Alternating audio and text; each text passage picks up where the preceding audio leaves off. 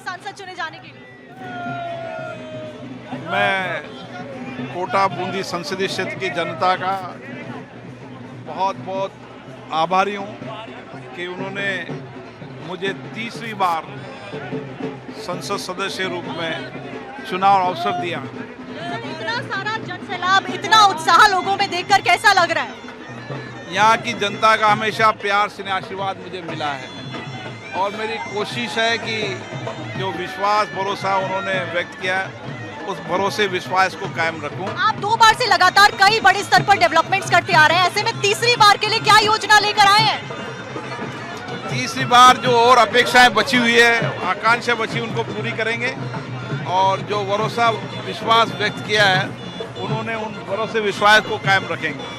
और क्या कुछ नया खास होने वाला है इस बार कोटा बूंदी? यहाँ की आशाएं हैं, आकांक्षा है, जो अपेक्षा है उन अपेक्षा आकांक्षाओं को पूरे करेंगे। अच्छा, ये 20 साल के इतिहास में पहली बार हुआ जब दूसरी बार लोकसभा का स्पीकर दोबारा चुना गया, उसको कैसे देखते हैं? निश्चित रूप से माननीय प्रधानमंत्री जी ने जो विश्वास व्यक्त किया, भरोसा व्यक्त किया, सभी दलों के नेताओं ने जो भरोसा व्यक्त किया, विश्वास व्यक्त किया, उसके लिए मैं उनको धन्यवाद देता हूं और मेरी कोशिश रहेगी कि जो भरोसा व्यक्त किया है हम सब मिलकर सामूहिकता के साथ संसद के माध्यम से अच्छा, विपक्ष इस पर विकास के आयाम प्राप्त कर सकें, देश के आगे ले जा सकें। तो यहाँ चर्चा और अभिव्यक्ति से सहमति असहमति सबके विचारों के साथ मिलकर देश विकसित भारत के संकल्पों को पूरा कर सके।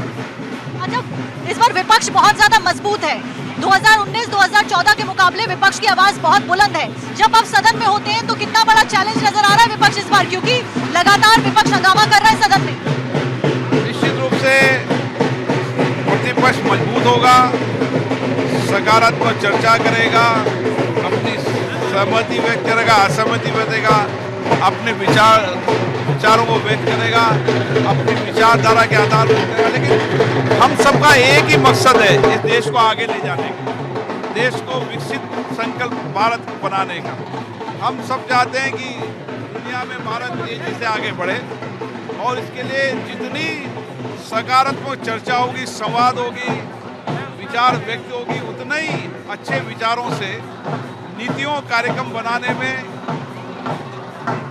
सुझावों का लाभ मिलता है। सबके विचार आते हैं, सबकी अभिव्यक्ति आती है, सबका मत आता है, तो निश्चित रूप से नीतियाँ, कार्यक्रम, कानून बनाने में एक बेहतर काम, कार्य योजना, कार्यकुशलता की जा सकती है। अच्छा, एयरपोर्ट की डिमांड को लेकर लगातार आप मुखर रहे हैं, ऐसे में क्या ये डिमांड ये जनता के लिए पूरी होती हुई नजर आ रही है? निश्चित रूप से राज्य मंत्रिमंडल ने ग्रीनफील्ड एयरपोर्ट की सैद्धांतिक स्वीकृति दे दी है। दिल्ली नागरिक उड्डयन मंत्री ने पहले सिद्धांत स्वीकृति दे चुके हैं और मोदी जी के नेतृत्व में ये ग्रीनफील्ड एयरपोर्ट बनेगा। अच्छा, आखिरी सवाल मेरा रहेगा, 2047 का लक्ष्य बीजेपी लेकर चल रही है। 2047 में कोटा बूंदी को आप कहाँ देखते हैं? 2047 में जब विकसित भारत है तो कोटा बूंदी में भी उस विकसित भारत में से एक क्षेत्र है और मेरी कोशिश रहेगी कि 2047 के विकसित भारत के सपने को पूरा करने के लिए कोटा संसदीय परिवार के सब लोग भी सामूहिकता से काम करें। चलिए, बहुत बहुत शुक्रिया आपका हमारे साथ में खास बातचीत करने के लिए। ओम बिरला ने बातचीत करी और कई सारी अहम बातें बताई। देखिए, साक्षी इस वक्त लगातार उनसे बातचीत कर रही थी और 2047 के विजन से लेकर लोगों की आकांक्षाओं पर कैसे आप काम करेंगे, इन तमाम सवालों का जवाब ओम बिरला द्वारा दिया गया। हिंडोली में ओम बिरला का स्वागत कार्यक्रम है। उन्होंने कहा कि हम सबका एक ही लक्ष्य है और लक्ष्य है भारत को विकसित राष्ट्र बनाना। विपक्ष का जो शोरगुल है, हंगामा है, उससे निपटने पर भी जब सवाल पूछा गया तो उन्होंने कहा कि सबका संकल्प तो एक ही है कि भारत को कैसे विकसित बनाया जाए और हम उस दिशा में लगातार कार्य कर रहे हैं और सभी को साथ लाने की कोशिश इस उद्देश्य की पूर्ति के लिए जरूर की जाएगी। तो ये अहम बातचीत आप इस वक्त देख रहे थे। हिंडोली की तस्वीरें इस वक्त आप देख रहे हैं। लगातार दूसरी बार ओम बिरला लोकसभा स्पीकर बने, अपने आप में एक बड़ी उपलब्धि यह रही और अभी जब वो अपने क्षेत्र में पहुंचे हैं क्योंकि यहां पर जब पहुंचे हैं तो लोगों का जो प्यार है वो आप देख रहे हैं कि कितना ज्यादा उमड़ रहा है, लोगों के बीच में पहुंचे हैं। और देखिए, किसी भी नेता की यह खासियत होती है कि आपको जब जनता जिताती है, एक बार नहीं कई बार जिताती है, तो आपकी जिम्मेदारियां और ज्यादा बढ़ जाती हैं। और ओम बिरला इस बात को समझ रहे हैं, लोगों की आकांक्षाओं पर हम खरा उतरेंगे, इस बात का वो दावा करते नजर आ रहे हैं।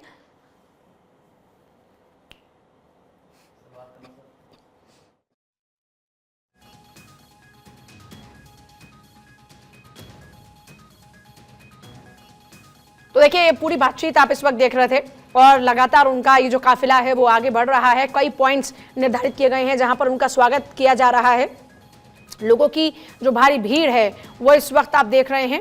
ओम बिरला लगातार दूसरी बार लोकसभा स्पीकर चुने गए और अभी लोकसभा स्पीकर चुने जाने के बाद में वो पहुंचे हैं अपने क्षेत्र में और यहां पर हो रहा उनका जोरदार स्वागत।